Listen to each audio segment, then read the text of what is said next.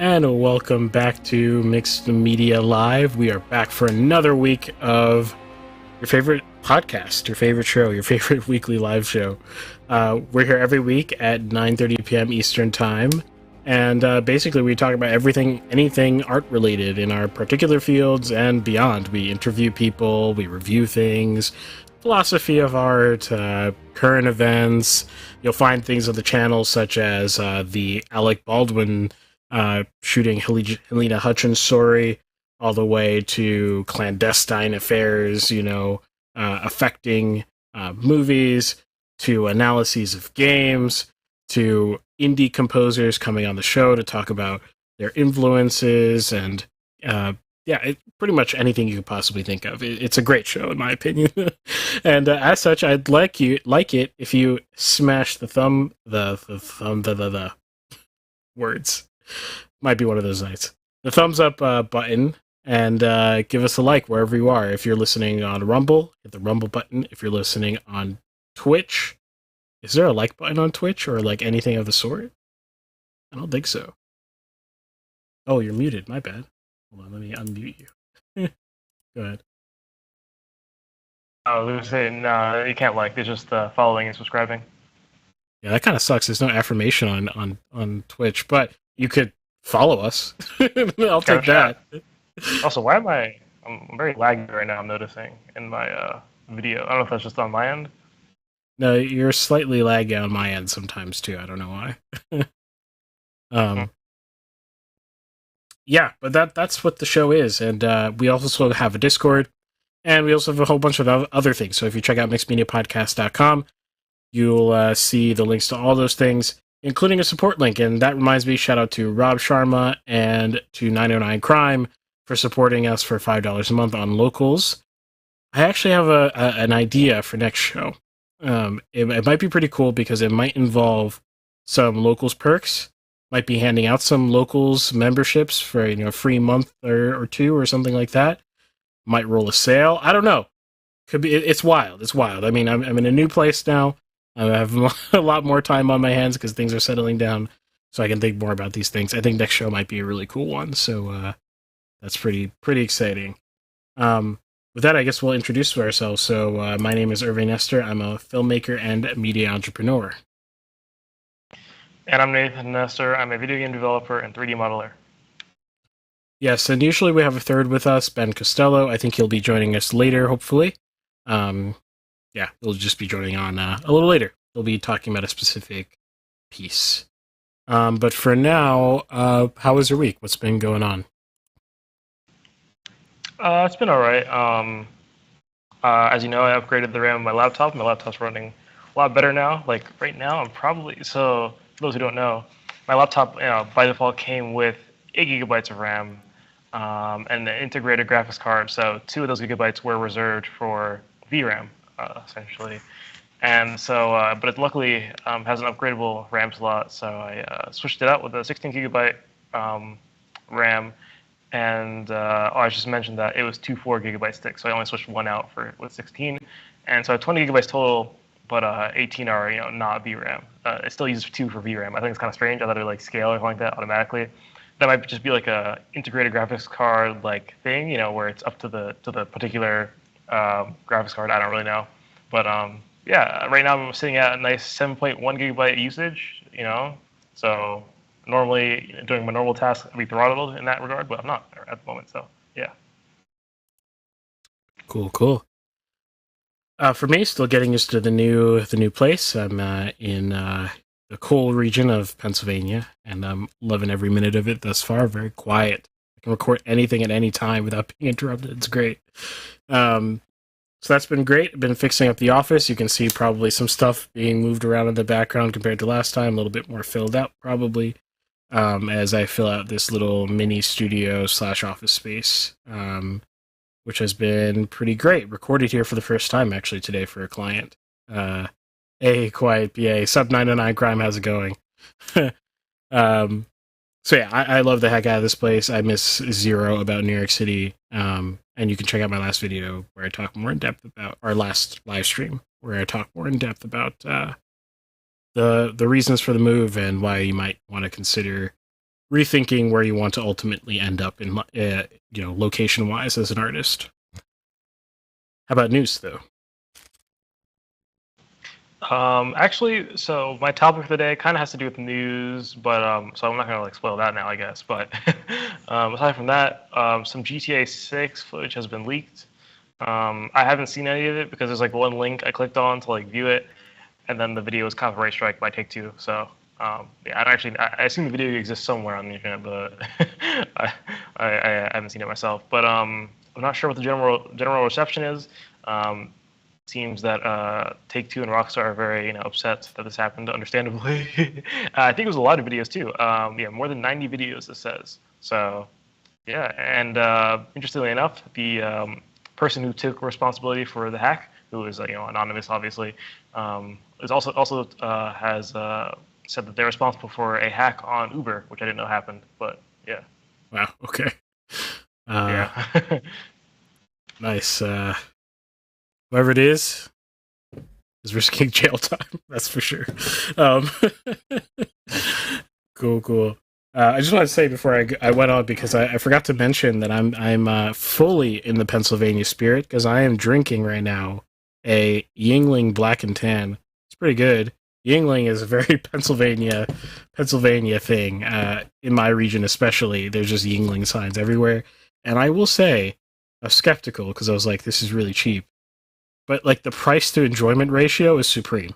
So like that's the reason you drink Yingling. It's pretty good. Anyway, news on my end. Let's see. What did I notice? Oh, so nothing direct. So just like you, my segment has to do. Well, my segment. The hot take I picked out for myself somewhat has to do with stuff happening in the news. So I won't talk about that. But in sort of tangential news, because we've talked about monopolies and other things, there has been a pretty seminal case out of Texas against Twitter that honestly could be applied to pretty much any social media company. From, I think, the Attorney General of Texas, and I might be wrong about that, I'm not exactly sure, that went up to I think it's the Third Circuit of Appeals, but I'm not entirely sure. Maybe it's the 13th, whichever one is like West Texas, basically. Basically the result was actually quite astounding. There's a lot of murmuring about the potential either, I guess, essentially utilization, basically turning these companies into utilities proper. And there's a lot of conversation about Section 230 and what it ultimately means. But the gist of it right now is that in that district's, what's the word? Jurisdiction, that's the word. In that district's jurisdiction right now, you cannot discriminate based off of viewpoints, which is actually a gigantic deal. That means you could potentially sue these companies for discriminating against viewpoints, much like you would sue like a cell phone company if they cut off your service because you have a particular viewpoint that they don't like, or so that they want to they don't want to co-sponsor. The court basically ruled that there's no way that that censoring speech is not the same thing as generating speech in terms of the protections of the First Amendment, because that was one of the arguments that Twitter was making, was like, hey, we have the right to choose what speech we allow on my platform, and that speech itself counts as protected under the First Amendment. The court said, no, the First Amendment says that you have the right to speak freely, but not the right to censor, right? And actually, it doesn't really make sense, their argument, because essentially they're saying we're protected under Section 230, which says that we are not counted as curating, basically. We're not curating content. We're not like a magazine. We're not like a newspaper. We're allowing anyone to come on here and do whatever they want with the services that they provide, which means generating speech and putting stuff on their platform. It's not like an aggregate newspaper. It's more like a wide open forum, right? So Section 230 protects those companies by giving them immunity for the content that goes on their platform, let's say copyright stuff or like, other illegal activity happening on their platform gives them immunity. Also gives them immunity from discriminatory claims for the speech they do take down for the sake of reasonable. It's in the law. That word means everything apparently, but reasonable censorship in alignment with the platform's end goals. So for Twitter, they're like, hey, we're like the breaking news free speech platform, which everyone knows is false. It's not a free speech platform at all. But that's the branding. And so Section 230 says, as long as you meet the requirements of your branding, of your promises, then you have immunity. The court said, well, actually, you can't argue that you are not curating and thus get Section 230 immunity at the same time as you say that you are curating and thus get First Amendment protection, if that makes any sense to you at all. They're basically trying to say we don't curate, but actually the speech on our platform does represent us, so we must curate. That doesn't make any sense. Is what the court basically said, and said that there's no right to censorship. And I thought that was fascinating. I think actually, now that I remember it, Texas passed a law saying that social media platforms could not discriminate based off of viewpoint, and I think Twitter then sued Texas under Section 230 and First Amendment grounds. I think that's actually what happened, and they lost the suit. So that's insane. And you're right, 909 Crime. That is very big news. The precedent that this set is massive. It will certainly apply to Facebook. It will certainly apply to whatever, Google, every other gigantic platform. And you're asking yourself, well, when does this apply to everyone? Well, we'll see. It might take years. Because, just because in that district, things have changed, that doesn't mean it's changed everywhere. These circuit courts have jurisdictions. And so we'll see what happens when it reaches, probably eventually reaches the Supreme Court, I assume. If not, we'll see district by district what the rulings end up being. Florida has a similar law that they passed, just like Texas, basically saying you couldn't discriminate based off of viewpoint. And we'll see how that lawsuit goes. I believe there's also a lawsuit there as well. I'm not sure if Twitter's the one that's heading it. We'll see if that jurisdiction upholds it just like the other circuit did. And that'd be pretty massive as well. So it might be ending, y'all. We'll see. So yeah, that's pretty much my only news. Nice. Yeah, that's pretty wild, for sure. Yeah. Cool. So I guess we'll go to the first section now. Oh, actually, before I do that, I want to say that the thumbnail or the live tile, the thing below me right now, the episode artwork, yeah, I don't think I like this new law. Well, maybe. I mean, yeah. I mean, the nice thing about it is that it's legislation, so it's not as if it's a court created, I guess, requirement to not discriminate against viewpoint. So if you're in a state that you don't want that to be the law, then you can appeal to your state legislatures, which is the nice thing, and you can decide in your own state what you want things to look like, basically. Okay, but what was I saying? So, so the thing below me, the episode artwork, is created by AI. That down there was created by AI.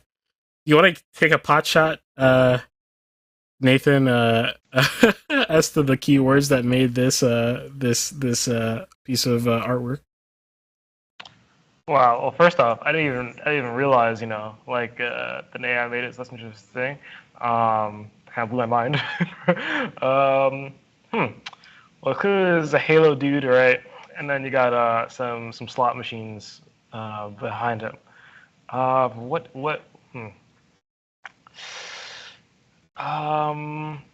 Did you not just use the title "Gaming and Gambling"? No.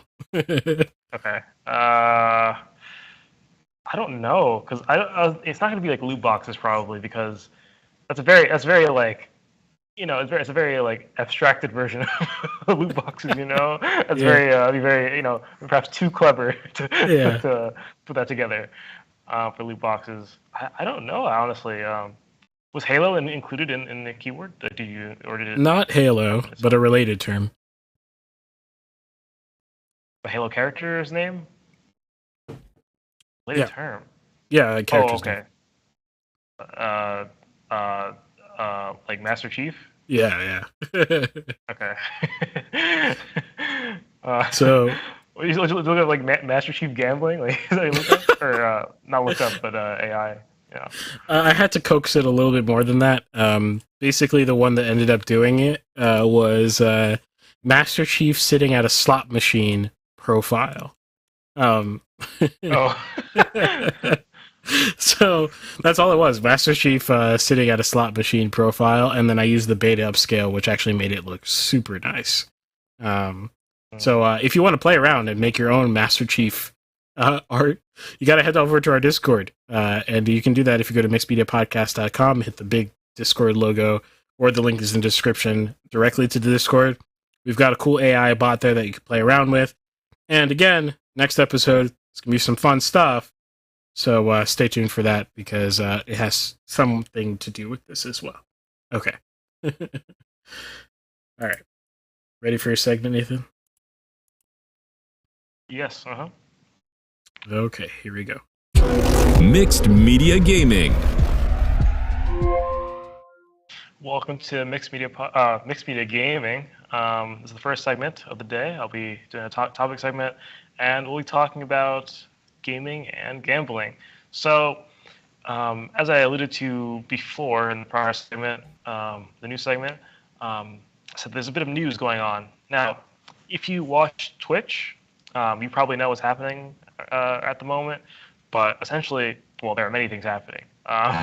There are many various different interweaving drama arcs going on within the Twitch community with various streamers and non-streamers, just random viewers and whatnot, and you know, people who work for streamers and whatnot. But the part that's relevant is based on a streamer named Slicker, or it's Slicker, but I'll call him Slicker, right? Slicker is a moderately famous Twitch streamer, right? It's like, ask someone who watches Twitch, do you know who Slicker is? I wouldn't be surprised if they said yes or no. That kind of famousness is like, it can go either way, really. In certain sections of Twitch, he's definitely like, everyone will know him. In certain sections, I'm sure, not a very popular figure. But Slicker is known for, sort of his, I will say, blunt takes on certain subjects and his comedic value. But so basically what happened is he was caught up in a bit of a scandal having to do with gambling. So basically what was exposed is that he ended up more or less stealing between $200,000 and $300,000 from other streamers and viewers to gamble. And that's quite a lot of money to. I think it's over the past 2 years, I believe. Might be wrong about that though. But yeah, we're talking about big streamers too. So people like I think XQC. He got money from Trainwrecks. Gave him I think 100 or it was 25K, and then later gave him more. Might have added up to like 100K or something like that. Mizkiff he took from pretty much. And most streamers you can think of, people who aren't even in that area of Twitch, he probably either asked them for money or actually got the money from them. I'm trying to think of I don't know. There's so many streamers that like Justin Minks. So basically, what happened is he, as was probably obvious, has a gambling addiction, and what he would do is he would message someone saying, "Hey, I'm running low on money right now. Twitch is withholding some issue with my bank account or whatever, and I'm unable to get my money from Twitch. I need money for to pay my bills, for example. I'm kind of struggling right now. Can you please give me some money to pay that off?" And most people would, I don't know if it's most, but some people would give him the money, and he would say, "I'll pay you back," right? And you take the money and gamble with it. For some people, he would pay them back. So obviously, when you're gambling, you're not winning. You're at a net loss, almost certainly, unless you're doing some like pseudo gambling, like poker or something like that. But he was doing sports betting, which I guess it's also like pseudo gambling, where it's like it's not literally random. Yeah, that's not. But That, he, that I don't know. you can definitely get good at sports gambling. But he was bad at it, which is the issue. Yeah. The issue was he was not winning. If he was winning, well, obviously lying about it is not cool, right? But at least if he was winning, he would pay people back. He did pay some people back.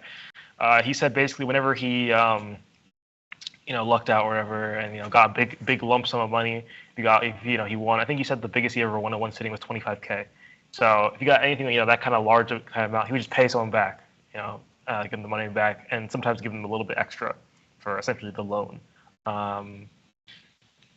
But for some people, or whenever he got like small amounts back, let's say he won $100 like that, he would just put that back into gambling. It wasn't enough to pay off someone's debt, so he was like, "Oh, they'll gamble it again." And essentially, this is essentially, what one might refer to as almost like a Ponzi scheme of sorts, where you're taking money from other people to sometimes pay other people back, and to gamble with it. Right? So it's like a Ponzi scheme, except you're not actually making money. Everyone's losing money in this situation, except the gambling companies, I guess. Isn't that how Ponzi schemes work? I mean, yeah. Well, the Ponzi scheme, the dude at the top should be, the person organizing it should be making, boatloads of money, Oh, I see what you mean. Yeah. Yeah, but I say he's, going broke consistently. Yeah. At the moment, he said he pretty much has no money. So yeah, he did come clean with it, say, this is what's up. I actually have no idea how it was revealed that this was happening. I seen one streamer said something about it. Was a bit sus about it. Said something about it, and then everyone started playing 2 plus 2 together and say, "Oh, he asked me for money for this thing. Was he lying about it?" And then from there, it's like every streamer in existence has been scammed by Slicker. Minus a few people who He like a really good salesman. Like, how does he get people convinced on these on this? Well. Actually, what he would do is okay. If a streamer, if you get like a Twitter DM, right, and someone says, "Hey, a little bit of a spot bother. I need 5K," right? It might be a bit suspect as to whether the account got hacked, right, or if it's actually the person that you believe who owns the account. So people would be suspect. And what he would do is he would upload a video of himself saying, "No, this is literally me." Obviously say things like, "Okay, you just say like, this is the date, stuff like that. You can prove that you are on the account right now." I don't think he said the date or anything like that, but he just essentially had a template video, and all those videos got leaked, and there's actually like a montage essentially of all the videos and how pretty much they're copy paste with just slightly different information to cater to the exact streamer. But I guess I don't know. I guess those videos did wonders. I don't know. I mean, for a lot of people too, it's like these are your actual friends. For a lot of them, it's like people who I don't know if he actually knows that well. But for a lot of people, like Miskit, for example, Train, XQC, people who actually talk to. I don't know if they're friends, but at least people they've talked to. These people, or certainly, a lot of these streamers are also very wealthy. So people like Train and XQC, shelling out some amount of money is not necessarily the biggest deal for them. Like 5K would be like more like pocket change for them. It's like, yeah, it's not like it's like something you do for a friend. Maybe you won't do it for a stranger, but you know the guy and you trust him, so you expect the money back.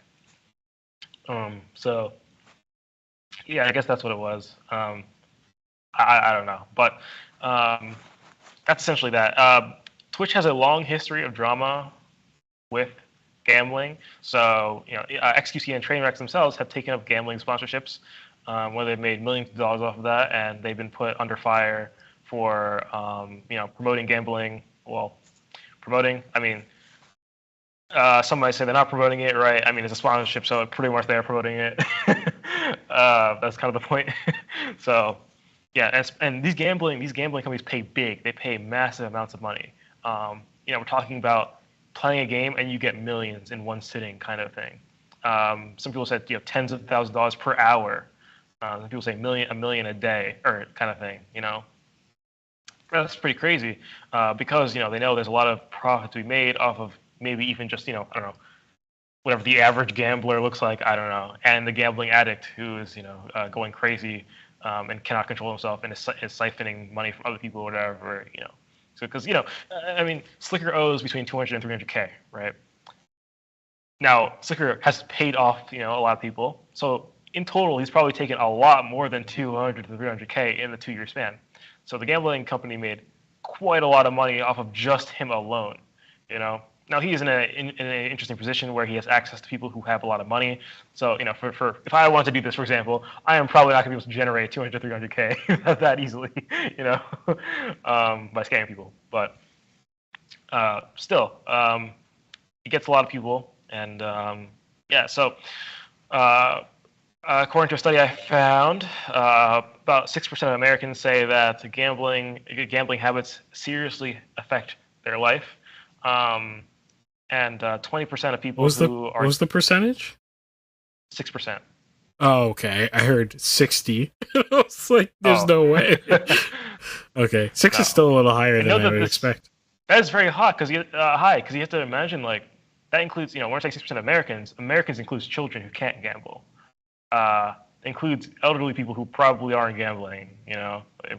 Probably not. I mean, maybe they can, but I mean, I don't know. I assume at some point you get old and you're kind of just like, nah. But anyways, yeah, 6% of Americans say they're seriously affected by it. Note that gambling is not just going to a casino, right? Gambling is sports betting. Gambling is buying loot boxes. Gambling is buying a lottery ticket. All those things are various forms of gambling. And it's a huge problem because 20% of gambling addicts attempt suicide. And in fact, gambling is one of the most deadly addictions out there.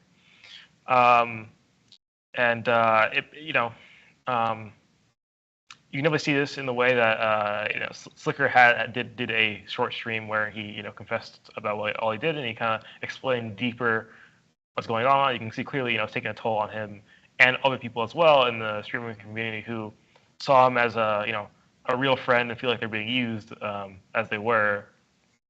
Even if Slicker actually found them to be friends, he still would what are you saying essentially, like what he said essentially it's sort of as if when he's doing these things his mind sort of shuts off, and like whether they're friends or not it becomes irrelevant, and it's just about getting the money in the moment. And then afterwards, as with all addictions, the addiction cycle, you feel guilty, right? And then there's the whole like what I'm talking about. You've probably seen an infographic of it before, but it all leads back to doing it again. That's what addiction is.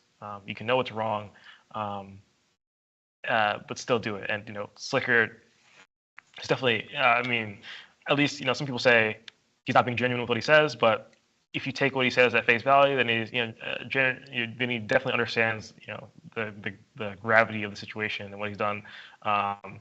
Essentially, that aside from ruining his friendships, stealing a lot of money from people and whatnot, he also essentially has ruined his career most likely as a streamer. Yeah, so definitely you can imagine how much harm this does. I don't think the 20% of gambling addicts attempting suicide figure is anything that should be all too surprising. It's a high number, but gambling really is, it's bad. Consistently doing that, it's bad. So, I mean, people need to picture, because he, at least, I don't know what the extent of what he did was, but some people, they steal stuff. I mean, just like any other, thing where you need to feed money into your addiction, right?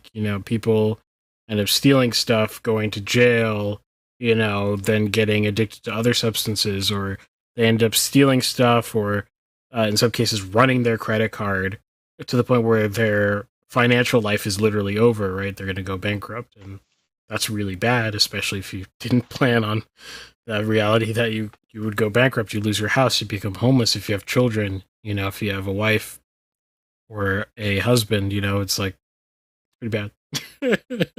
Yeah. Yeah, for sure. Yeah, so gambling definitely manifests itself inside video games, of course, as we see with loot boxes and things like that. In fact, Slicker got into it because of video games. So he started in the earlier days of CS:GO, when there were websites for trading skins. And you just trade skins and stuff like that, or sorry, not trading skins, gambling skins. I meant to say, you'd gamble CS:GO skins, and eventually found out that you can gamble money, and so that is what he got into, and that's essentially what started that whole thing. Um, yeah, although it's worth mentioning that I'm not blaming CS:GO for this because the gambling site was a third-party website, so it's not like they were, CS:GO was hosting the gambling thing. Although they do have loot boxes or crates, or as they call them, which are something definitely. But I'll get to loot boxes later. But some people say, so this is essentially the problem, right? A lot of people say that this isn't really a big problem because um, a lot of the anti-gambling thing in video games is centered around children and protecting children because a lot of children play these video games. Even if they see like a ESRB rating that has a gambling tag on it or whatever, I think that's a tag. I assume so. And it's like M for mature. These ratings don't really mean that much. At the end of the day, children are still going to be playing Halo, for example, right? But question though, whatever. real quick, Yeah. a lot of people don't end up talking about parents in this situation either. I find, and that that's okay. Yeah, go ahead. well, you can say what you're going to say after this, but what I'm saying is, yeah, a lot of people say that we're focusing on children, and gambling is a really big deal because we're focusing on children. Once we realize children don't have money on themselves, right? Like they don't make money aside from some like measly allowance type thing, right? And secondly, if they are given access to money, such as like a debit card or whatever, then at that point it's their parents' job to regulate how they're spending. The same way that a child can gamble all the other parents' money away, the child can also buy infinite amount of clothes or something like that, right? Like that's not gambling. It's just a poor financial decisions because the person's a child and does not necessarily understand what they're doing, and it's the parents' job to regulate what's going on. So do you want to say what we're going to say about that, about children? Oh no, I think a lot of times I'm not saying this is bad or I don't actually have an opinion on this issue at all, but a lot of times people focus on the game dev side and they don't mention the I think more obvious thing, which is how are these children getting the means to get addictive gambling, on their own. And I think that an analogous situation would be like alcohol as well. Like, I mean, people have alcohol in their homes. And if if you simply if the child simply said, I want this juice box, and, the juice box was labeled 5% alcohol, but then you gave your child the juice box anyway, I mean, you might go to jail, so it's an interesting disparity in terms of how we treat the situations. So I thought it was interesting. I think that's interesting. Yeah, that is definitely interesting. I think it's definitely harder. I think it might be harder. Well, yeah, it's probably harder on the parent to. Okay, because a child can always know what they're doing is wrong. Like at least, I don't necessarily know that's wrong, but not know that their parent wouldn't approve and do it anyways, right? So they might say, I'm just going to buy this thing, which is essentially what Slicker's doing. Not that he's a child, but he's saying, I'm going to be doing this thing with the money, and then you actually do something else with it. So, I mean, but at that point, I guess you could say, well, the parent should be physically sit down with their child and just buy the thing with them, and then not let them have their card alone. Just the same way how I guess if you had a bunch of some alcohol in the room or whatever, and your child wanted it, you said no. Maybe you shouldn't leave the alcohol in the room with them unattended. Maybe you should either be with them or take it out of the room or whatever. So yeah, it is an interesting disparity. There's a lot of parallels to be drawn here. Well, yeah, what I was going to say is, I don't know how much this actually affects children, the gambling thing. I don't know how many children actually go and take their parents' card and gamble with it or whatever. It's not really something I hear about a lot. And that being said, just because I don't hear about it doesn't mean it's not a big deal. But what I do definitely hear about is our adults' lives being ruined from it. I think that we shouldn't be just focusing on children, and in fact, adults are the biggest player here probably because they're the ones with the disposable income. they're the ones who who can enable their children to do these things. People who are hit perhaps the hardest from it because they have the money and they have the things to lose. Like Slicker, who has gone from Twitch famous to making probably a pretty good salary to where he's at now, where essentially 300K in debt, and with no job anymore, pretty much. Yeah. Now, what's interesting is a bit unrelated, I guess, but Slicker doesn't actually, well, I guess it's unknown at the moment, but most likely Slicker does not owe 300K anymore because XQC said if Trainwrecks goes in, so to be clear, Trainwrecks and XQC are very, very rich. So XQC said he's willing to pay off the entire debt to anyone who Slicker owes money to, as long as Trainwrecks goes 50-50 with him on it. So they split the bill essentially. As far as I'm aware, I don't think Trainwrecks took that deal. But in fact, another streamer named Ludwig came up and said, "Yeah, I can do that." Ludwig, who I assume is not quite as rich as Trainwrecks, but still has quite a bit of money, is willing to pay half of whatever the amount. And the exact amount is unknown. The 200 to 300K thing is kind of a ballpark estimate. I've been seeing mostly 300Ks, but I've been seeing some 200Ks, so I don't know. I just kind of so somewhere around there. Yeah, that's what they'll be doing. And as part of a proposed, this is taking Twitch by storm in a way. So a lot of people are calling for Twitch to ban all gambling streams, anything like that, any gambling sponsorships, none of that on the platform, as is unhealthy. So some people who have done this are Mizkif, Pokimane, and Hasanabi. I think XQC said that despite him having gambled in the past, he says that he's been in that position where he has asked for money to gamble. He said that he'd be completely fine if they banned gambling from Twitch. And in fact, some streamers came together and they said, if Twitch does not ban gambling, we're just going on strike and not streaming. And these are big streamers too. As I said, Pokimane, Mizkif, some top streamers. Saying, I think they set at some deadline essentially that if gambling is banned, they're going to stop streaming for I think a week or something like that. I don't know how much that's gonna do because that sounds like a token to me. Yeah, that sounds like a straight token. For 1 week. The thing is, these people can actually afford to not stream for a very, very, very long time. Some of these people could probably retire today and just be fine, more or less. Yet when they have issues getting paid or they complain about the content creator path, they can't band together to do the literal same thing. I don't know. I'm always skeptical of these things. Well, I think I don't know. I think this is definitely one of the biggest there's obviously a lot of talk on YouTube and Twitch about payment and whatnot and stuff like that, and being treated fairly. I think these people feel a lot more affected. I'm assuming I'm not, in some sort of relationship with these people, so I don't know. But it seems to me these people feel a lot more affected. Some people are crying on stream about this situation because of the fact that it's an actual friend who's being affected, and the sheer scale of it and the publicity of it is insane. So I think that these people probably feel a bit more, a lot more strongly in this case, especially because a lot of people are scared that Slicker might hurt himself and stuff like that. That things need to be taken care of fairly quickly, yeah.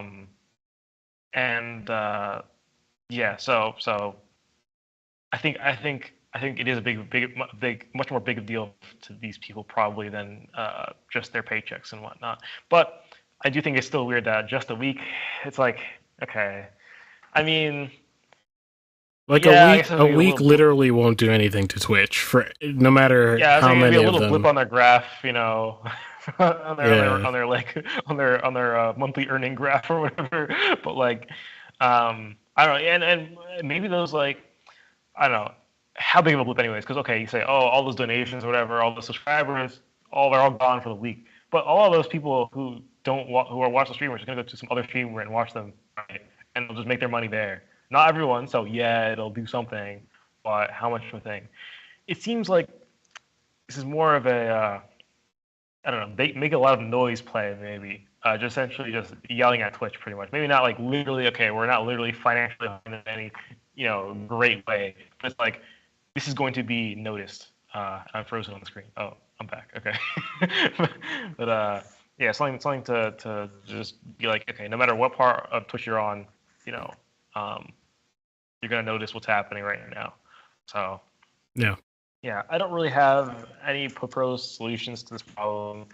I don't know. It's such like a big issue. Like, okay, if you say you ban gambling, it's like, what about all the other harmful things that might be found on Twitch? And it's like then you get to this whole big thing that we're talking about, like with Twitter, for example, of like, what do we get rid of and what do we not get rid of?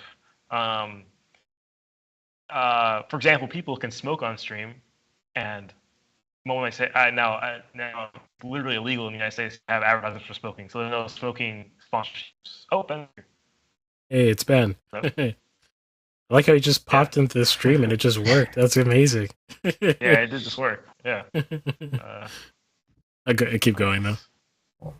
Okay. Yeah. Yeah. So in the United States, it is literally illegal to have advertisements for smoking. So, but people can smoke on stream. How do you rectify that if you ban gambling on Twitch? It seems like a bit of an odd problem. And there's always going to be someone who says, okay, well, gambling's banned now. What about this problem? This problem is not as severe or this problem is more severe than gambling. And you get this infinite thing of like, it's always someone's going to have some other opinion saying this thing is worse, and it's just a big mess. And of course, going to be a lot of people will say, well, if children are watching this, it's their parents' fault. The parents should be very limiting what they're watching, and for adults, they should just know better. They can literally see the effects of what happened to Slayer, and should decide accordingly about what they should and should not do. But yeah, that's pretty much most of what I want to say. I didn't propose any solutions. I just want to talk about the problem of what's going on. And really, kind of unrelated, but Twitch is going kind of crazy at the moment in general. So this past week, there's been just like a lot of stuff going on with, I think this liquor thing is probably the biggest thing. There was the chess thing where the current best chess player just resigned from a game randomly in the middle of it, which is not normal. He also recently lost to like someone who he should not have lost to, essentially, and he quit the entire tournament because of that. He was on a 15, I think he was on a 15 undefeated streak or something like that, or 57. Wow, I can't remember the number. Those are very different numbers, but yeah. And then more recently, there's some stuff with Mizkif and his ex-girlfriend Maya and weird things that kind of have distracted people from the Slicker thing, which is interesting. But yeah, Twitch is kind of exploding right now. But yeah, I think it's the biggest thing, and I just wanted to, show that I think gambling is probably a bigger deal than a lot of people think it is. So yeah, that's all. Yeah, if I can add my 2 cents, like, I have thought about this kind of thing a lot because for multiple reasons. One, because talk about these kinds of things with friends all the time, but two, like, because of the esports endeavor that I'm sort of structuring, it's hard to create like an ethics code, and then there's certain places where you're allowing people a forum, and you have to decide what sorts of behaviors you're going to allow people to exhibit on those forums while being as I guess open as possible. But it's a classic problem. It's sort of a classic problem. I kind of have come at it from an angle of like, I think we've kind of gotten away from the principles involved in these problems. Like, okay, for example, in gambling, right? Like, and perhaps this is my background biasing the way I think about these things, but I don't know. When I think of gambling, I think of something that you can do in probably small doses, healthily enough, pure gambling at least, and non-pure gambling like poker you're a lot more, if you're not treating it like pure gambling, like you know at least how to play and how to know general odds, right? And you're going to play it like that. That's something you probably have a lot more latitude with. But then, if let's say I owned a casino, I would never ever allow someone to stay hardwired to a slot machine. I mean, I don't spend time around slot machines, so I don't know how much time that would be. But you know what I mean? Like, I feel like at a certain point you can tell, you're like, get out of here. You know what I mean? Like, I don't want your money anymore. Like, this is not fun. There's no longer any fun being derived from this. This is just straight up addiction, you know? And so, like, you know, I've thought about this too. It's like, if I owned a bar down the street, I think I would actually feel the same way, although that's not how bars operate. I think that's interesting. Because, like, if someone was, like, getting, and this is my background, I know a lot of people don't feel the same way, probably somewhat of an unpopular opinion, but I'm not letting someone get plastered in my bar. You know, there's a certain point where you say, one more, boss, and I say no. And, you know, I just say no. Like, you're not having any more, you know? You're keeping your capacities beyond this point, you know? I just think it's wrong for you to go past that point, you know?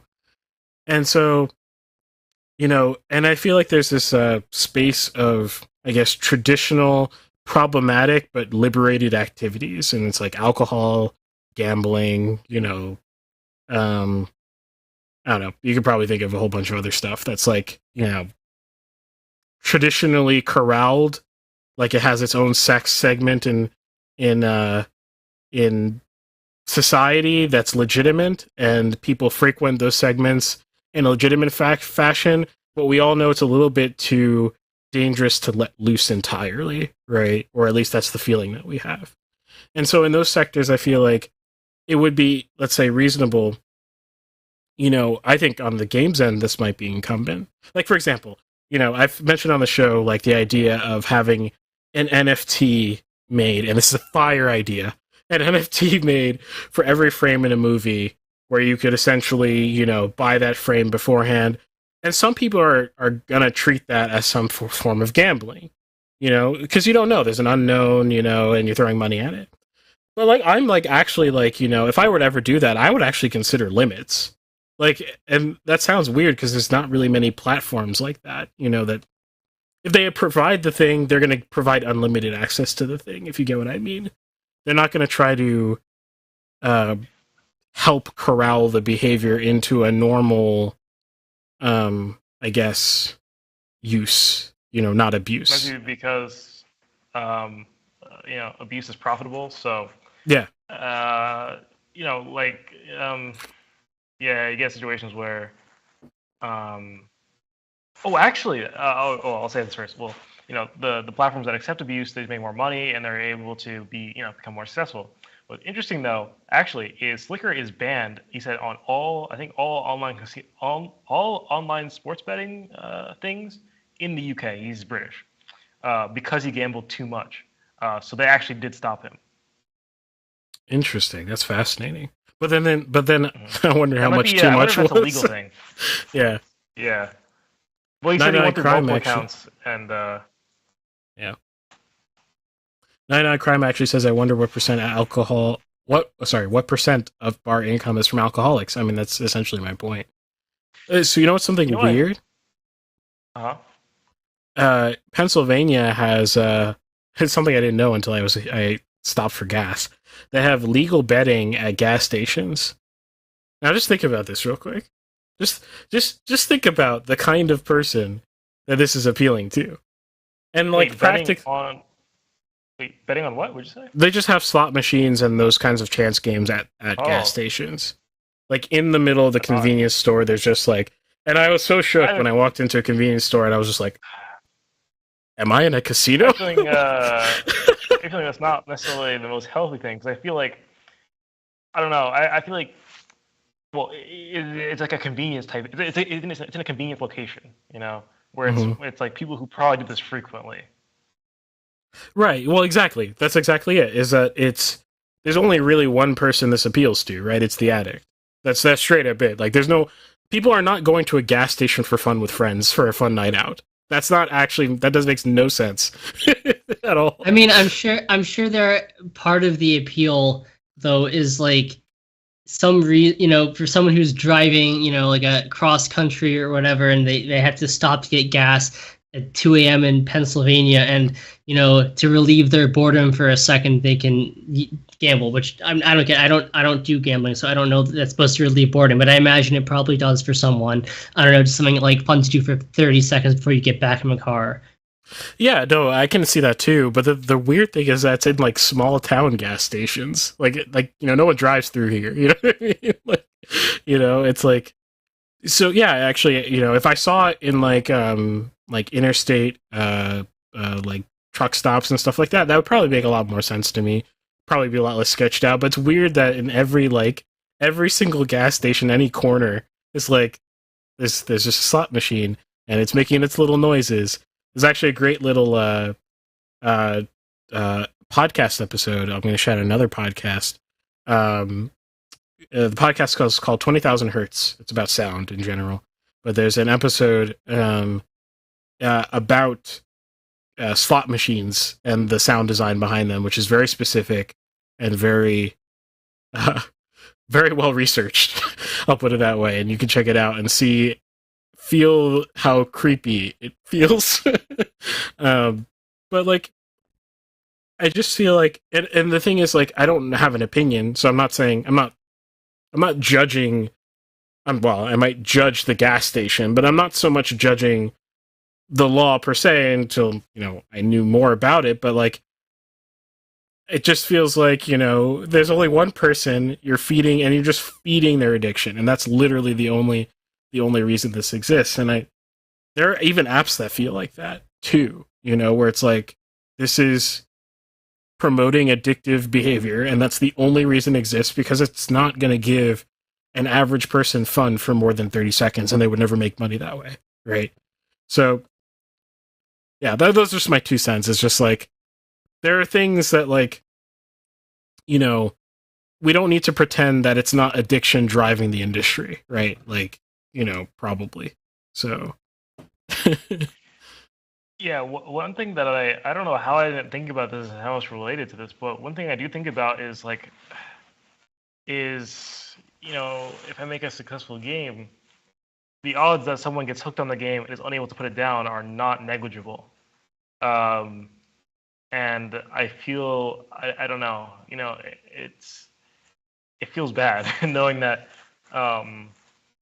like, even if I might be improving a lot of people's lives, at some point you're going to get the people who actually use your product wrong and are going to make their lives worse. So I don't know why I didn't think about it. Like, that's something I actually think about quite often. I didn't even think about it as it relates to gambling and addiction. But yeah, that is I guess type of addiction. Yeah, so I don't really know how to treat that. There are things like game time limiters, which people say, okay, what if like I'm switching off with a friend or something like that? Or like, let's say you have like a brother or something like that, and you only have one computer you can use. Then it might be, then you're restricting people half the time. And who are you to tell people how long they can play whatever game? Maybe certain people are able to play for a long time responsibly, when other people have things they need to do that they can't actually afford to be spending much time. So at the end of the day, I think it probably should be more like a to be responsible thing. But obviously, some people are not going to be responsible. I guess I can't really stop that. But it definitely doesn't feel great, knowing that. Yeah, makes complete sense. But like, and there's the other side of the coin of personal responsibility, which is exactly what you mentioned. So it's like, yeah, it's a classic problem. Yeah. Classic problem. Ooh, big message from 909 Crime. Want to read it? I can't actually see it because for some reason on the Skype preview it's like cut off. Oh, okay. Here, I'll read it. So it says, I see it in the YouTube chat now. Okay. Good. Okay, so 909 Crime said, quote, some can fully control that as a developer. I mean, some things are obviously designed to be addictive, but people get addicted to anything. Yeah, that's pretty much what I'm saying. It's like, I'm not. I can make a game that's not meant to be addictive. Well, or is it? Because uh, I mean, you're trying to get people to play it. It depends on the game, right? So if I'm making like a story-driven game, uh, you want people to finish it to the end, and then they're probably just done with it. And maybe you have some replayability, but likely they're just done with the game. They're never playing it again. That's the goal. You play through it once. That's like I've succeeded as a developer by making this person play the game fully. In certain games like that have like very repetitive, like Rocket League, for example. I mean, there's no end really. There's no defined end. Really, really you are meant to just play the game, probably responsibly. Every once in a while at normal amount for normal amounts of time, as long as it doesn't interrupt your other activities and other responsibilities and stuff like that. But it's not obviously designed to be addictive, but it can be. It's still designed to make you keep playing, but the amount you keep playing is going to vary per person. If you get what I'm saying. So they're trying to make a great game, gets you playing it maybe every day or whatever. I don't think there's really an issue with that as long as it's not a long time. But that's not going to be the same. That's not going to affect everyone the same way. Someone might play it once every month, once every year, once every week. Someone might play it, way too much, like every waking moment they're like they can play it, they play it. So yeah. Yeah, for sure. All right. Shall we go on to the next segment?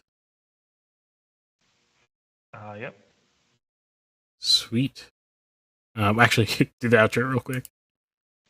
All right. Well, thank you for listening to this segment of Mixed Media Gaming.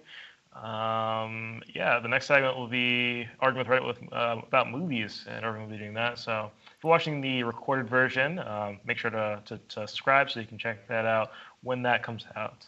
And yeah. Sweet. All right, let's transition here. Oh, cut off weirdly. I think. Let's see. Okay, I have to adjust that for my new setup. But here we go. Mixed Media Movies. And welcome back to Mixed Media. We are live right now on YouTube, Rumble, and Twitch. We just had a fascinating, good, grounding discussion on gambling and gaming. If you want to check that out, you can check out, the previous segment in this live stream if you're on the video platforms. And if you're on podcasting platforms, you can check out the prior episode that came out. And just add your own comments to that conversation because it's a complicated one for sure. This time around, we're doing our classic Arguing with Reddit, where we talk about hot takes from Reddit and beyond. And so my co-hosts have picked 2 hot takes for me to react to that I haven't seen yet. And I've picked out one for myself that I'll be reacting to as well. So with that, I'll introduce ourselves. So my name is Irving Nestor. I'm a media entrepreneur and filmmaker. Hi, I'm Ben Costello. I'm a flute player and a media composer. I'm Nathan Nestor. I'm a game developer and 3D modeler. Sweet. And like I said, we're here every Monday at 9:30 p.m. Eastern. Okay. So, first hot take. I'm going to actually draw it from my own because I think it's a fascinating one. So let's see here. I can pull it up smoothly. So this one was originally on r/movies, sort of. It was a link to an article, and so I'll be reacting to the article itself because the comments weren't nearly as interesting. So let's see here. Can I pull it up nicely is the real question. Not really. Here, I'm gonna drop a link in the chat, and then I will try to make this work the best for us right now. So let me pull it up on my end. Okay. So basically the article is about the Disney remakes, which is all the rage, I guess, these days. I don't think they're all the rage in terms of critical acclaim, but they are being made, whether you like it or not. And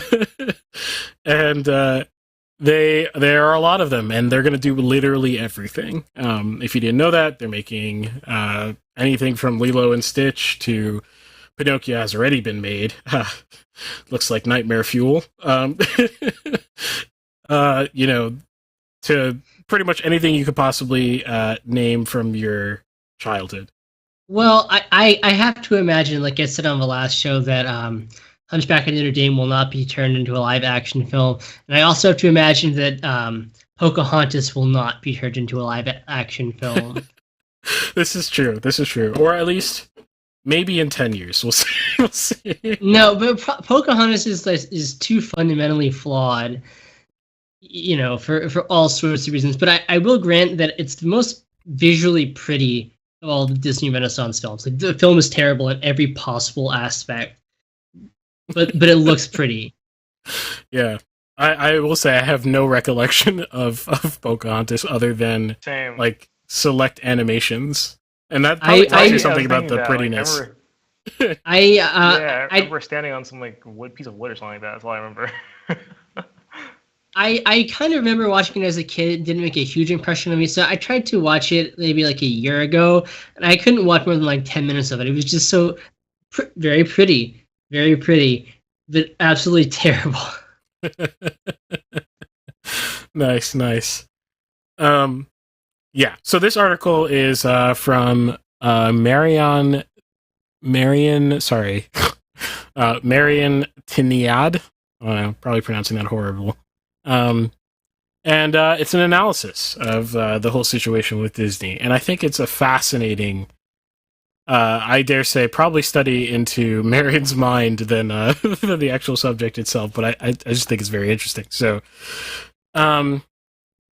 okay, so it says that the first paragraph is basically, telling you the background, and then we have a quote from Disney CEO Michael Eisner, which says, "We have no obligation," and this is from 1981. He's a former CEO of Disney. "We have no obligation to make art. We have no obligation to make history. We have no obligation to make a statement, but to make money.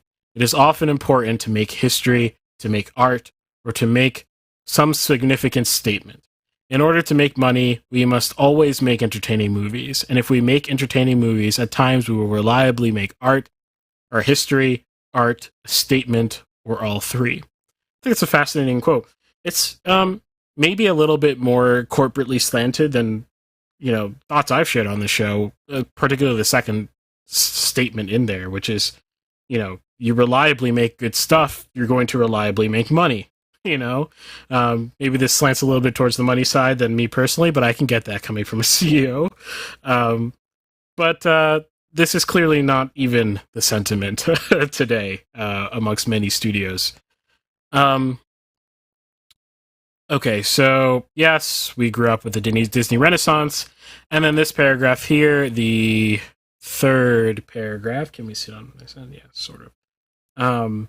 The third paragraph talks about the reason for the season, essentially, which is that millennials have grown up, so we're in that sort of nostalgia phase.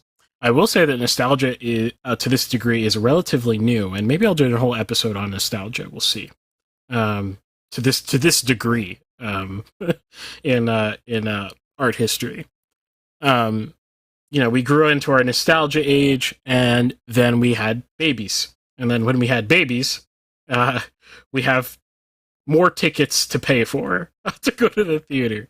That is the theater behind. That is the I guess theory behind these remakes, right? Now think about it this way: we've had points of time in the cinema where every theater, or 9 out of 10 theater rooms, are Disney produced movies, whether they're branded that way or not, right? So there are times where it's like, you've got 2 to 3 Marvel movies, you've got a Star Wars movie, and then you've got a Pixar movie, and then you've got maybe 2 other Disney family movies, let's say. And now that they've acquired Fox, that gets even worse, right? So, maybe 9.5 out of 10 movies if you get the right combination of events, might be Disney-backed movies, and they make special deals with theaters. And those special deals basically say, you have to give us X amount of seats regardless of whether or not your internal metrics tells you that you can fill those seats or not, you essentially must crowd out the theater, the options with our movies. Does that sound anti-competitive to you? Apparently does not sound anti-competitive to the courts. So there you go. That's sort of the backdrop that we're going on with Disney. And that's important because they would not be able to have a monopoly over millennials with children unless they monopolize the entire spectrum of what could be watched. Fox being rated R, Marvel movies being PG-13, an awkward PG space that's dead now, and then you need this G-rated movie sort of space, which is Pixar, Disney princess sort of stuff, and apparently remakes. So that's sort of the spectrum. They own all of the spectrum, all of the age groups, all of the types of movies. They have it all under their wing, and so they crowd out the theater. And what can they do? They can force you to watch schlock. Because what other family movie can compete with Disney? Under that model. What other family movie is going to even get created to compete with that model? None. Disney has got it on lockdown. So there we go. Let's see. So then we're talking about Disney's here to make money, not art. And specifically talking about these remakes. The lines are pretty much just lifted entirely from the originals, with basically any life sucked out of them entirely, which, guess what? If you look at the reviews from both critics and regular old people, that is literally the common complaint, which is that you just sucked the life out of anything fun from any of these films by making them live action. Okay. So then we go on to, let's see. I mean, some of that isn't even, some of that's just in the design itself. You can't, I don't know, there's no way to have a Sebastian, a talking crab conducting a bunch of fish in a musical number, right? How do you do that, when it's not an animation? It worked in its original format, and so even if you did a really good job, it's not the same thing, Absolutely. I agree entirely. Eventually, Marion gets to a point about colorists, which I thought was a very specific and random, but really interesting, because I had never heard anyone talk about the casualty of what happened to color with Disney and Marvel. Made me think a little bit, because I did not know that the colorist timelines had been periodically squishing with Disney. Basically, with their Marvel movies and their Disney movies, the amount of time that colorists had to grade footage was shrinking and shrinking. Why was it shrinking and shrinking?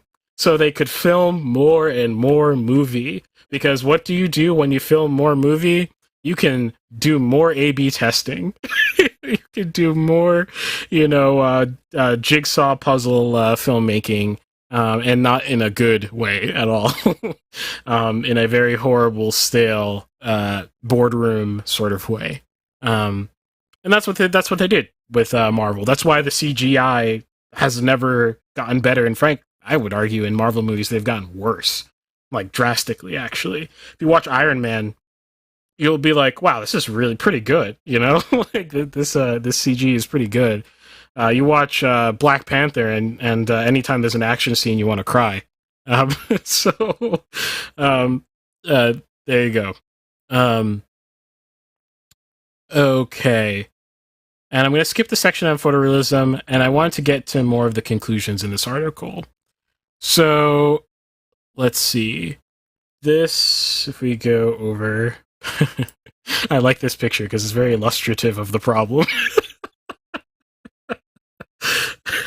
I mean, who says, wow, I really want to take my child to the one on the right? Again, it's part of the problem too, is just that the animation allows for what's the right word? like stylization and like a degree of anthropomorphization in a lot of things that don't exist, right? Like, I mean, this lion, clearly has like some non-natural features that are very suggestive of like, well, we'll just say her personality, right? Like you can't replicate that because it's not natural, but like it's fine in a drawing because it's how the world is set up. Like if you did Hunchback of Notre Dame, like you give like anthropomorphic features, like human stylization to a gargoyle. Yeah, exactly. Like it works in animation because that's just how the whole thing is done. Like the whole world is like drawn so that it allows these gargoyles to like have human characteristics. But that just looks weird on a piece of stone that you're animating. I mean, I imagine it would look weird. Oh yeah. It's I mean, it's blatantly obvious when you put this side by side. I mean, even the color, right? Like lions are not that color, like obviously, but it's that way because it fits. It fits. That's it's imaginative, like you said. Yeah. Disney content mill is running strong indeed. Okay. So let's see here. Okay, we get to the section about weaponizing representation, which I've talked about a lot.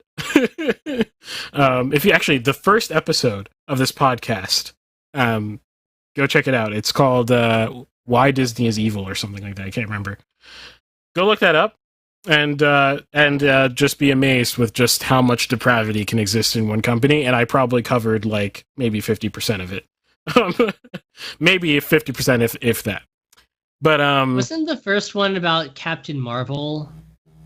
Yes, but I think I do rant though about Disney in general at that time, because I had to open the podcast with how bad Disney is, as we all know. Okay, but like, so let's see, we've got using Disney princesses to sort of channel the money available for the sort of femme critique of Disney movies. Absolutely agree with that. See Captain Marvel. Just a vacuous movie that was literally just made a big deal out of just to get dollars. Let's see.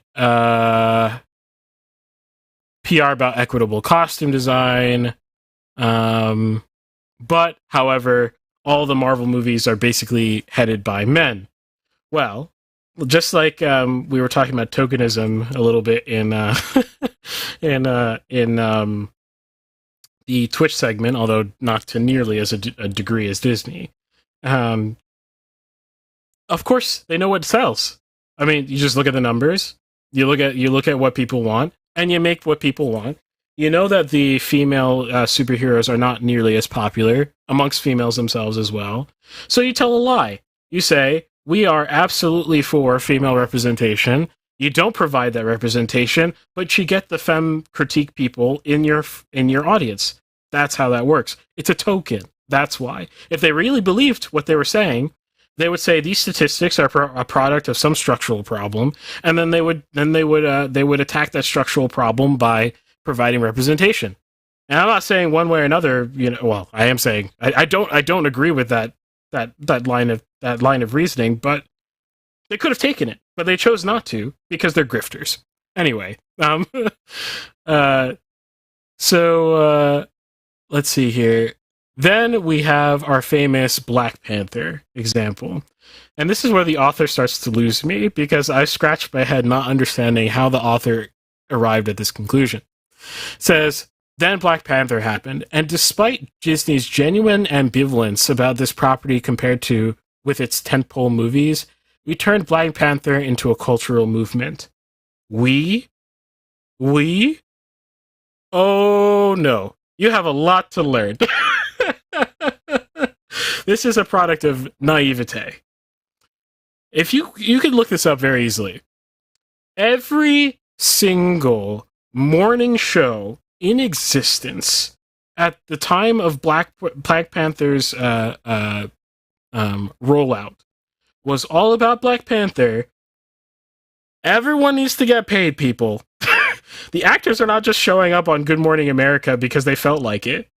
A lot of those people are actually quite introverted. They probably don't even want to be there, right? Like, they're being paid. This is normal, to do press runs is completely normal. And if you think no press runs happen for Black Panther, I don't know what earth you're living on. Like, that was the basis of the entire marketing campaign, was using the sort of Black community to create this astroturfed, grassroots, quote unquote, sort of movement to the theater. It created that whole sort of and you can get mad at me all you want, but this is just the reality of the situation. Created this sort of like, I don't know, I guess fever, right? That unless you see this movie, there is something wrong with you. Unless you see this movie, it could be even that you don't even watch movies, generally speaking, or you don't go to theaters, generally speaking. But if you don't go see this movie, then there is something wrong with you. And that was the marketing. That was the morning shows, and you can go look it up. But it's all tokenism still. And this author doesn't bring it up, right? Because what did Disney do when marketing the movie to the Chinese market? We all know this. It shrank T'Challa and put a mask on his head. So that you could tell he was black. They did that too. I thought that was just famously. I didn't know about that, but obviously it's the famous China issue is shrinking Finn on the Force Awakens poster. Yeah, I knew about that. Yeah. Mm-hmm. Oh yeah. Oh, I thought I talked about that in that the first episode, but maybe I didn't. But if you didn't know, in the movie poster for Black Panther for the Chinese market, which Disney is very into.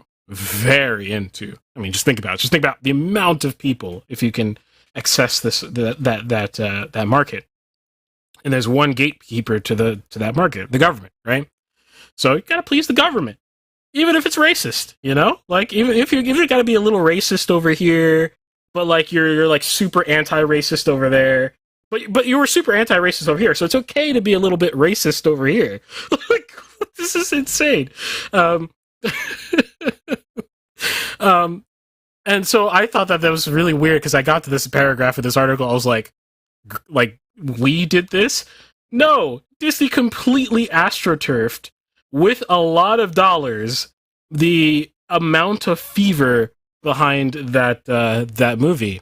And yes, this author notes that T'Challa did not end up playing a big role in the MCU at large.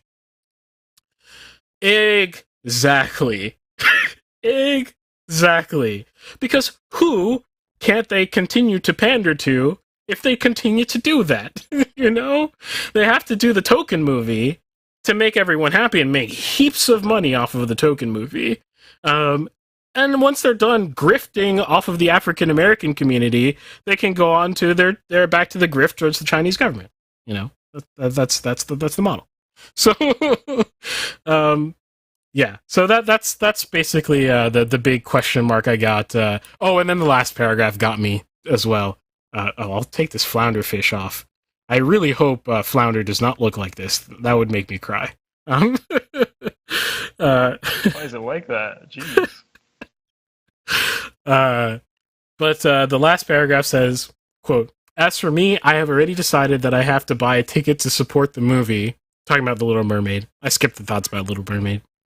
Though exactly what quote-unquote support means when talking about a movie from the biggest media conglomerate in the world is still unclear. It's like, what? You were almost there. You almost arrived. Like you were almost there. You're like, look at all this tokenism. Look at all this grifting happening. Maybe except for Black Panther, which maybe we did on our own. However, I know that they're still grifting.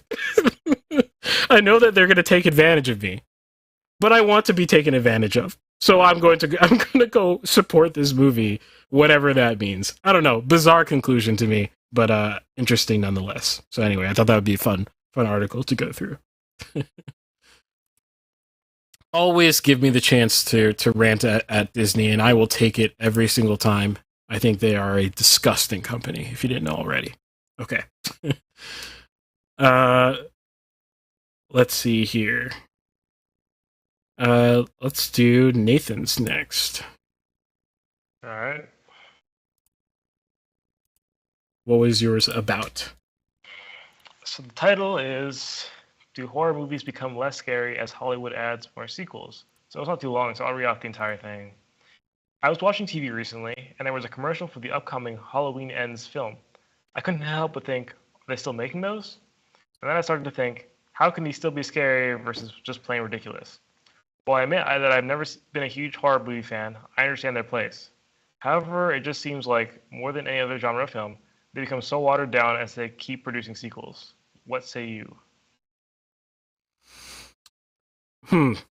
So this is kind of hard because I don't watch many more horror movies, not on purpose, but I don't know, I need to dive into it one day. I just haven't really. That being said, I don't know if I can think of a sequel to a horror movie that I've seen, now that I think about it. I've seen horror movies that have sequels, but I have not seen the sequels to them. Yeah, exactly. Yikes. Now, let's see if I can piece something out of their reasoning. Maybe it will be enlightening.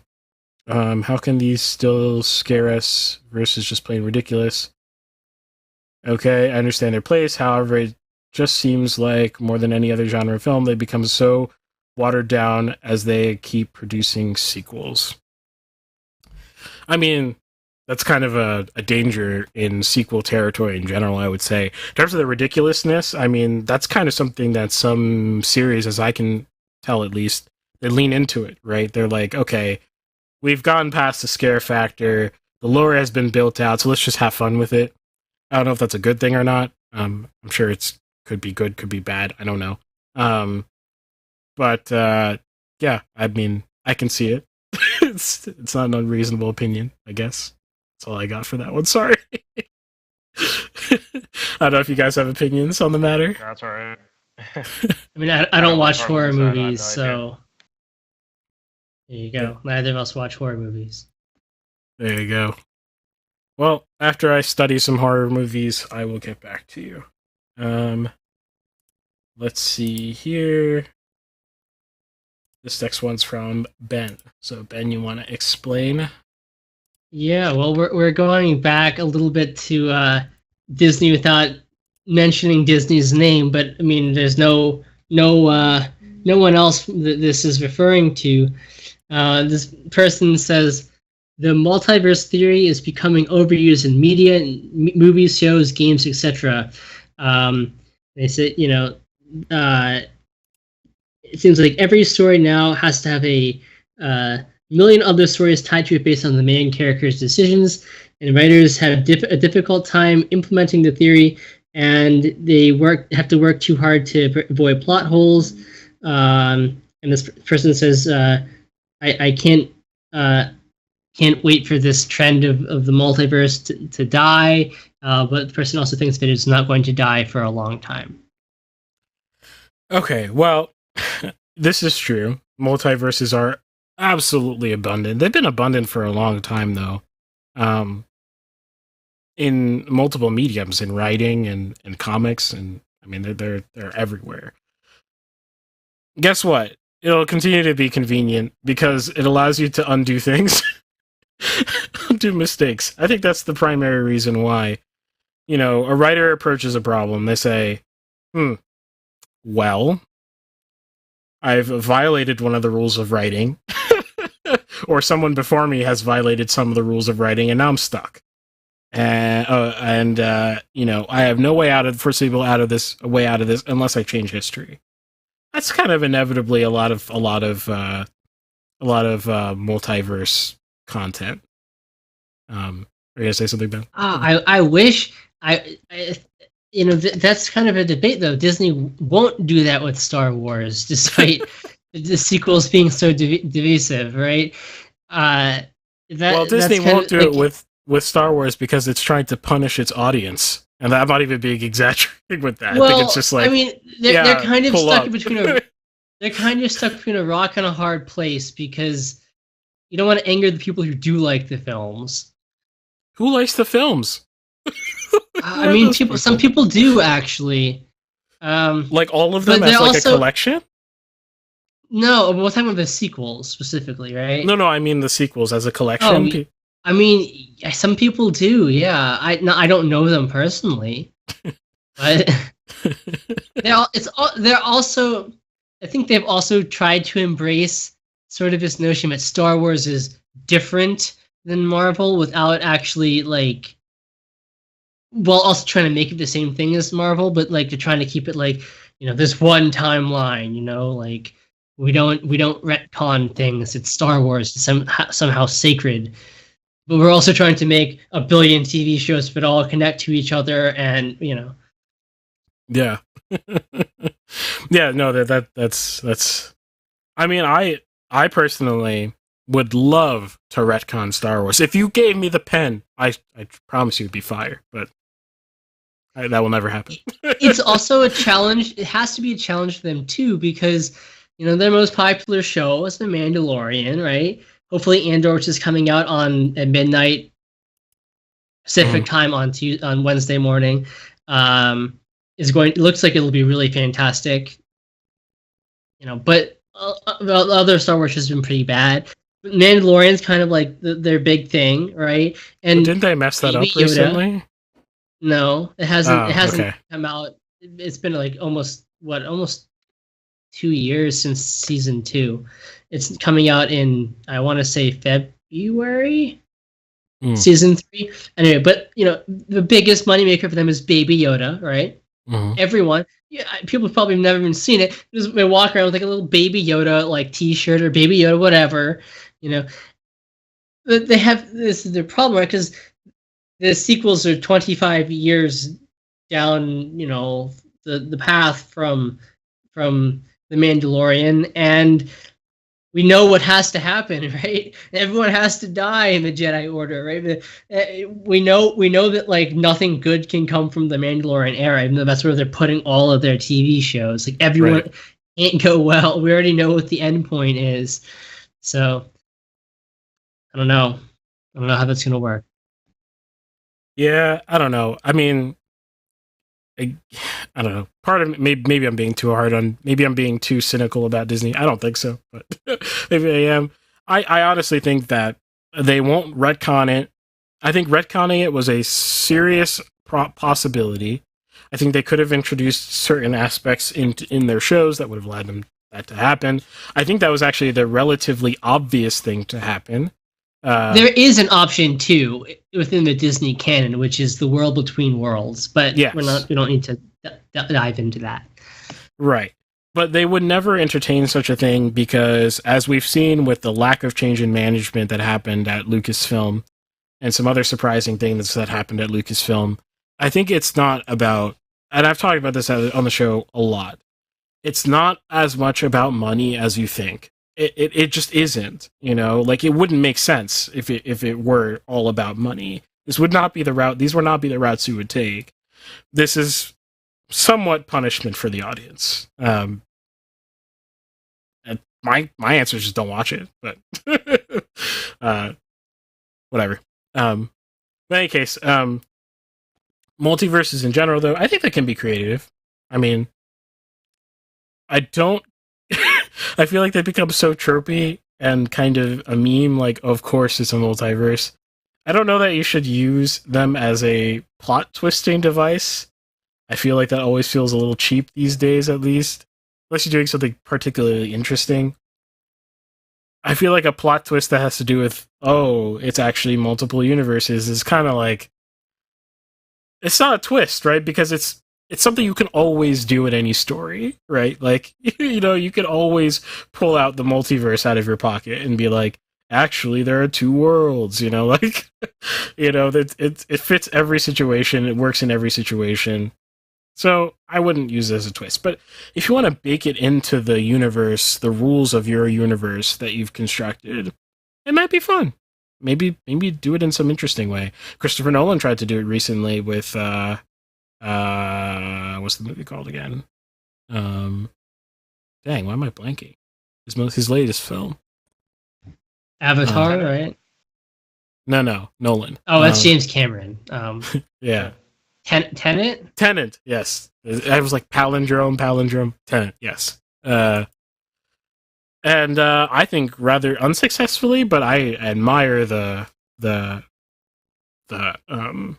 gumption to do it in such a different way. But I don't know, maybe you try it and it'll be a little bit different. Marvel started making this trend in mainstream in media. I don't think so. I mean, trend. Okay, trend is a specific word, I guess.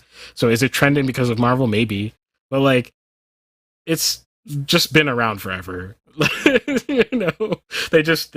in the comics. That's part of the usefulness. They can say, well, look to the comics. Let's just create our little multiverse and add our backdoors where we can, so that we can change things as we will.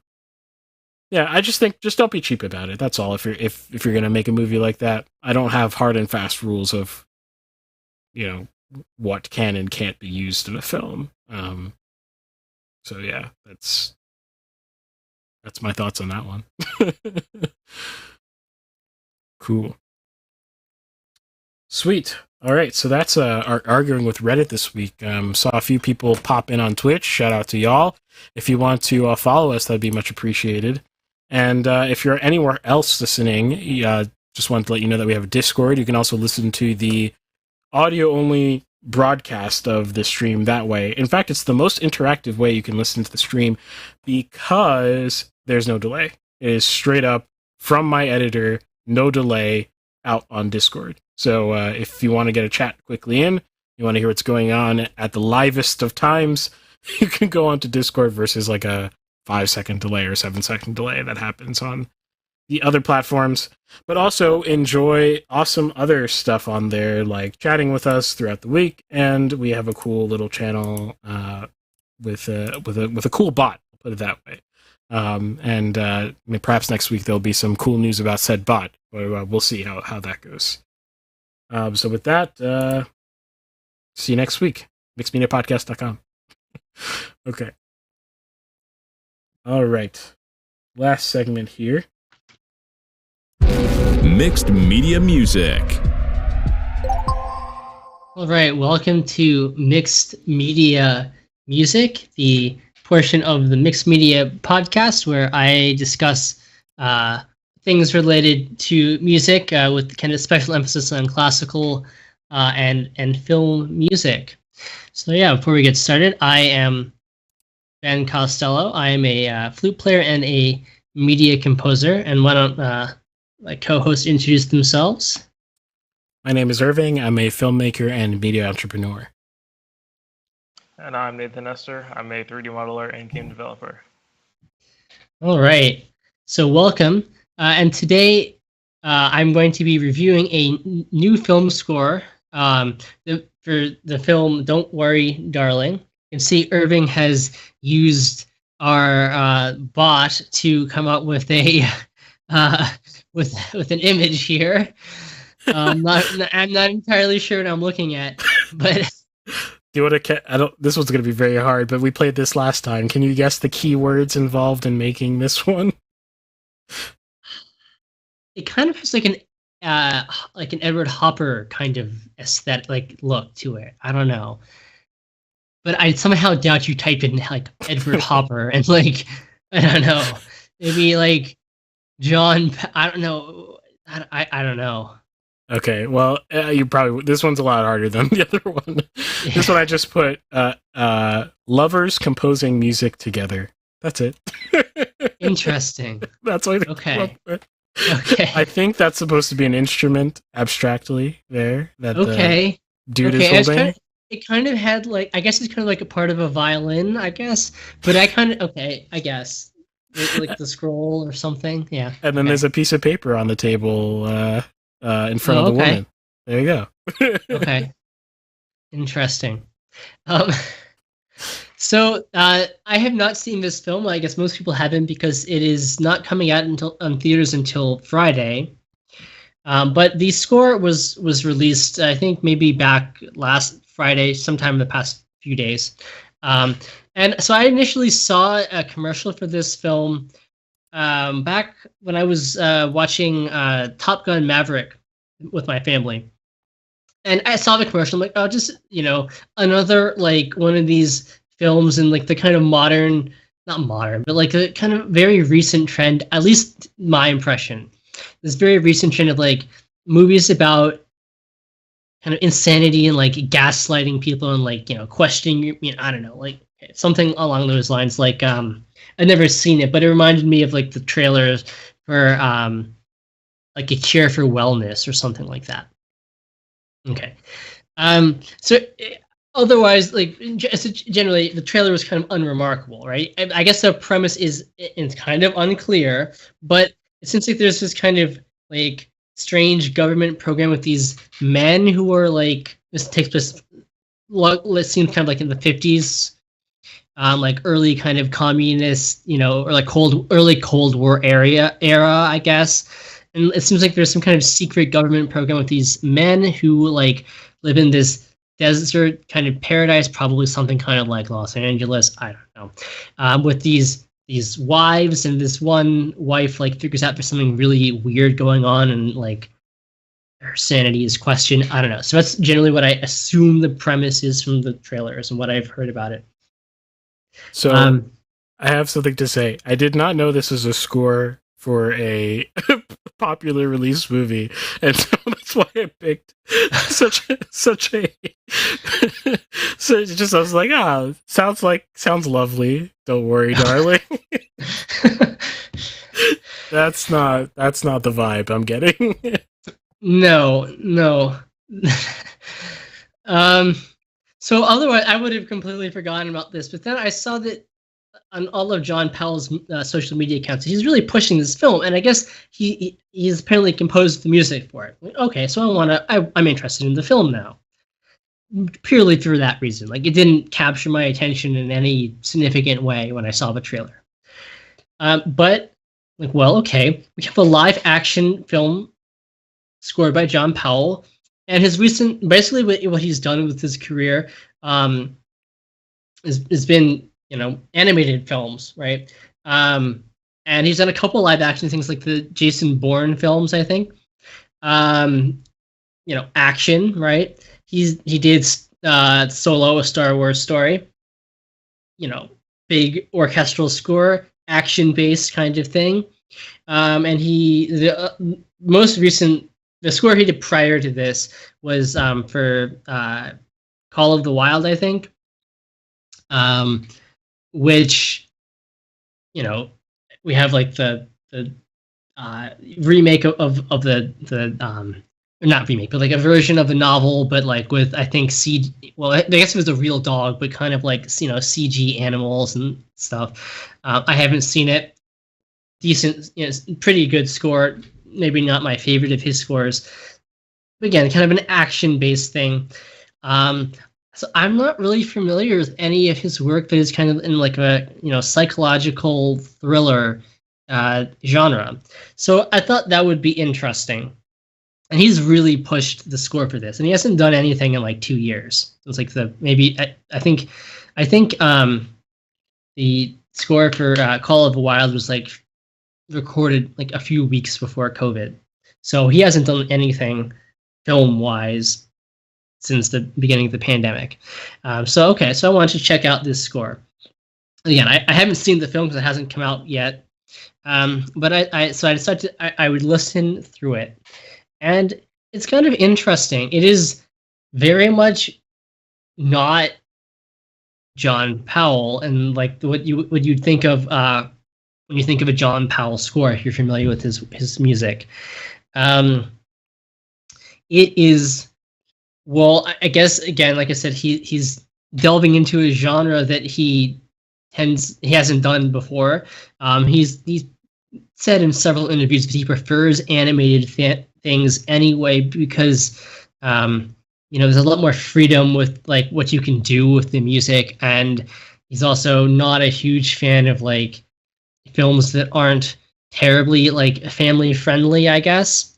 Well, I'm imagining this is not a terribly family friendly film, just from the music and also from the trailer.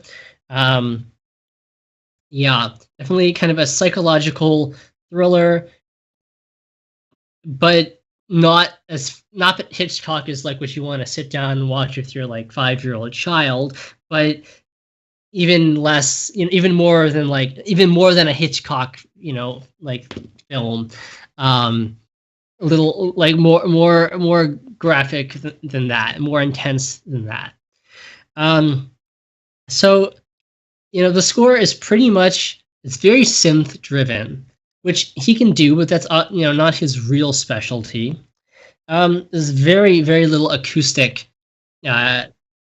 instruments at all, until I think the final track is called like Victory Chase. It's like a 9-minute long track. There's some acoustic instruments. There's some like processed strings earlier too, but really you don't get much instrument in the way of instrumental music until, I guess, clearly the climactic scene of the film. It is also a pretty disturbing soundtrack. It's kind of on this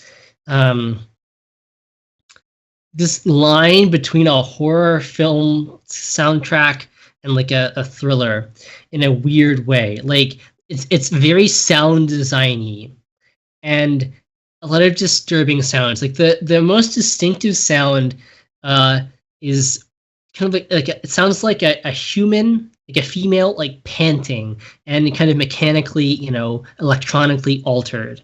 It's very disturbing. And I'm sure that is the intended effect. So again, not very John Powell like, and I from all his posts on social media, it seems like again he was also really pushing his favorite female vocalist Holly Cedillos was doing vocals on this, but I guess that's the extent of her vocals, kind of like this panting, very strange. I have no clue how this works in the film, although one can imagine. And it has a lot of like very dramatic downward pitch bends, which they're so dramatic and so frequent, and often will be building up and get this massive pitch bend downwards, and then like big like boom or like silence. And you have to imagine, even without seeing the film or knowing really what's happening at all, that this is some form of Mickey Mousing. Like there's some reason, like something. Again, I can't imagine exactly what it is, but like something on screen prompts this like massive pitch bend downwards. Okay. Again, if you haven't watched a lot of this show, Mickey Mousing is a term used in film scoring to we talk about music that kind of matches in some kind of manner what is happening on screen. It's not just kind of about the mood, but like matching something that some kind of action or decision, something like that happens on screen. Now I tried to think like what is this relationship between this and like anything else he's written, and there's some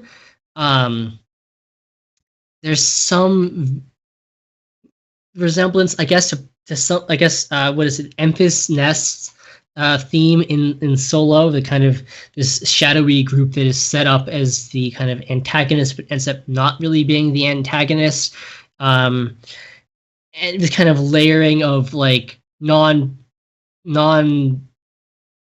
using any words, is like layering of like texturing of really distant kind of distorted voices. There's a little bit of that too, but that's really all I can find. But it's anything close to any of John Powell's other scores. So really interesting in that way. And the thing that kind of stood out to me, I mentioned Hitchcock earlier, and I really got the sense from the score that it is kind of is in the world of Hitchcock and Herman, like some psychological thriller, somewhere in the like vein of North by Northwest and also Vertigo, but I'm not really sure why I had that impression. I mean, obviously, I know like a very vague, like I have a very vague idea of what the film is about, and I guess that matches somehow, but or to some degree. But musically, I think I couldn't really put my finger on like why, like what his relationship was to Herman's scores for these intense thrillers of Hitchcock, because in the surface they're really not similar. The scores for like North by Northwest and Vertigo are very melodic and very much full orchestra. But so I kind of walked away from listening to this album feeling like it was kind of like a Herman score, for one of these films without melody and in a kind of 2022 way. And again, I'm not entirely sure why. Like, these Herman scores, yes, so they're really repetitive and they are really good at manipulating like tension, right, and that kind of stuff. And I expect that this has so many dramatic, these pitch bends and stops and like sound design things and like kind of horror-esque sounds like the panting female vocal. So I have to imagine that it does that, right, like Herman did, this masterful kind of like playing with suspense and drama. But again, there's no melody and there's really no sharply distinctive feature. You could probably put this on and just say like this is kind of a horror psychological thriller soundtrack, and like it just kind of, that would be it. Like there's really nothing for your ear to kind of grab onto. No distinctive, no melody, no distinctive features. I guess you could maybe, if you're listening carefully, like, well, I noticed this like panting sound a lot and these pitch bends, but those aren't really places that your ear is going to land on. Like if you put on Vertigo, right, you are immediately met with like some really distinctive sounds. Like I talked about this in my episode when I talked about Vertigo, but like you get like the augmented triad, right? This kind of the most unnatural kind of sounding chord in triadic harmony. And we have upper strings going up and then the lower strings going down, and then they reverse directions, and it creates this really disorienting effect. Like that is really distinctive, right? And yes, there's a sameness to a lot of the music of Vertigo or North by Northwest, which is like there are like maybe two, really distinctive ideas in North by Northwest that he manipulates and like plays with in different ways. But it's the same like two, I guess mostly two kind of like melodic, rhythmic, little motivic ideas that he plays with. So there's a sameness there, kind of in some way. There's a sameness to the score for "Don't Worry, Darling," but I don't know. Again, there's no like with Herman, there's something like distinctive about that sameness. Like I can latch on. I recognize that like the main kind of like this fandango rhythm that is driving all the action scenes in North by Northwest. Or yes, in Vertigo, right, we kind of have this like wash of kind of color, right? But that's like for an intentional effect, right? If you can watch the episode where I really delve into that. But even then, like that is kind of a distinctive sound world, and then things emerge from that. Like some really big themes will emerge at key romantic moments. And Herman also gives us a sense of relief from tension. It's not constant tension, and that's also partially, largely because of Hitchcock, right? Giving us like moments within North by Northwest where, yes, we have a love theme because we have a romance going on. There's absolutely none of that in this. Like, there's not a ray of sunshine in this score. But I still feel like there is somehow, I probably have to listen to it a couple of times, but I feel like there's some kind of affinity with Herman's scores for these Hitchcock thrillers. maybe it'll also help if I watch the film. So I don't know. Certainly an interesting score. And it makes me wonder, in the absence, not having seen the film yet, because obviously I can't. But does a Hitchcock Herrmann kind of pairing, does that work? If there is that affinity, but I feel like there is, does that kind of thing that is really great at creating suspense, does it work as well if we remove melody or any kind of like sharply distinctive features? I don't know. So I have to watch. I'll have to watch it. Imagine. Yeah, I'll have to watch the film to find out. But certainly an interesting kind of unexpected score from Powell, which is why I really wanted. I assumed it was going to be something different somehow, so that's why I wanted to listen to it. So, yeah, I will try and catch the film when it comes out at the end of the. Well, I'm probably not going to see it when it comes out on Friday, but I'll try and catch it at some point in theaters. So Cool. Yeah, never heard of the film before, but now I want to see it with your description. Sort of Hitchcock Herrmann comparison. I don't know. Yeah, I've never heard of either myself. I did check what I didn't really read any of the reviews, but I did check critical reception of it so far, and it seems kind of not the greatest. So who knows? Maybe the music is making me assume that it'll be a better film than it is. Or maybe the film would have been even worse, but for the music. Yeah, I never know. I also read on the Wikipedia page it had a lot of production problems where I think Shia LaBeouf was supposed to be like the male lead, but then he was removed from the project, and the director tried to cast it as like him not being able to work with the other actors, but then he produced all these texts that basically was like the director not giving anyone time to rehearse and asking too much of him, so he left the project voluntarily. I don't know. So interesting. Production. Whenever I see production issues, I'm like, well, here we go again. This is not a good sign. I don't know, but I definitely intend to watch it anyway, just to see the music in action, I guess. For sure. Cool. I guess that's our show for today. Right? Yep.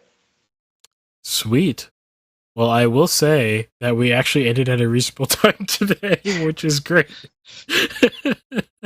11:30. One question I always have. Let me know. 99 Crime, you can let me know. I know you're still there. But anyone else who's still out there or listens to this in post, if you listen to this in podcast form, please head over to the Discord. Don't stay isolated in audio-only land where there's not even a comment section on most podcasting, platforms. Come over and join the rest of us. And that's where most people are listening to us. But you guys in podcast land, if you could let us know what length of episode makes you happy, so that we can. Do you like the varied every week? You get one that's an hour, one that's 20 minutes, and then you get another that's a half hour. That's kind of basically what ends up happening. Let us know if you like that. I don't know if that's a good or a bad thing. So yeah. Ben, you want to take us out then? Yeah, so as Irving said, also, or building off what Irving said, make sure you like and subscribe. Check out our locals page link. Yes. There we go. Yeah, link down there. You can also support us if you like what you see. Definitely let us know. Comment on our videos, comment on our Discord what you like and don't like, and yeah. So thanks for listening tonight. Definitely really interesting set of segments. So I hope I'm not missing anything. But Just last shout outs to 909 Crime and Rob Sharma for supporting us. That's it. Yeah. All right. Well, once again, thanks for listening and watching. All right. Thanks for Bye. watching. Mixed media music. That's the wrong one. This is why we have an editor. Let's do the right one here. Look, tell a man no trouble. I don't want beef, man. I just want vibes. Big man like me, no need for the telephone hype. I got too much getting online. One rule, then dead I'm on site. Wrong move, I bet they gon' ride. No need for the telephone hype, nah. No need for the snoozing. Big whip outside, I'm cruising. Big stick inside, no losing. Better watch out for the snake and Judas is. Don't ask them who this is. I bet they know what I'm moving in. I bet I show it into a dim. How you hate and then lose again? How you hating my vibes? Why you wasting my time? Getting hype on my line. Tell a man I don't want feedback, I just want relax. Brand new whip, two-tone, I need that brand new hit. You know, like lean back, brand new bits I live in. We back, man, you never gon' like us. Get them on sight now, let them on light. That way they know I'm more righteous. Look at my life, I'm living alright. I'm nice, you know I'm alright. Cause looking like Christ, no need for the hype or fight or telephone vipers.